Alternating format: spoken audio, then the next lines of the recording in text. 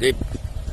Assalamualaikum warahmatullahi wabarakatuh. Pada uro yang berbahagianya, kamu kena dalam belang, itu belang sawah persawahan daerah pendetaan merdu.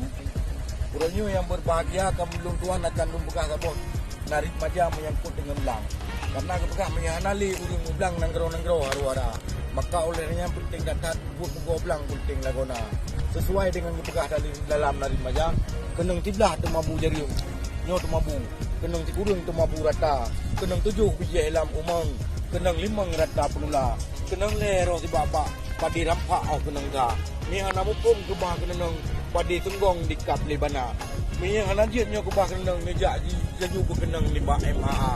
Nyo penting datat wayah ingat di panjang mata. Kaya mun kepegahan sampai kaya padi yang sempurna. Padu kenala kepegah manok marom na langkung padi. Padi di titik langu lamu ia padi lah.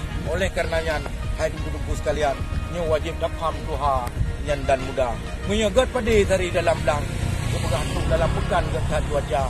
Ada tamu belau hana muntang panen dalam lang cukup sempurna. Agar mengadat padi dalam lang segala aturan dengar apa urang tuha. Adat bumikat, hukum bumutuun, kanun bumulung, rusam butipadan. Ia apui angin tanong asai timoh puit dinasi langkah rezeki putumun mo anak tukto yang kau fikir leput talah tidak berbuah yang pihan to yang ada fi empat payah yang analita bukan payah gajah dengan payah guci empat itu yang nasalah bukan firman Allah dengan nabi wabillahi taufiq wa hidayah wassalamualaikum warahmatullahi wabarakatuh.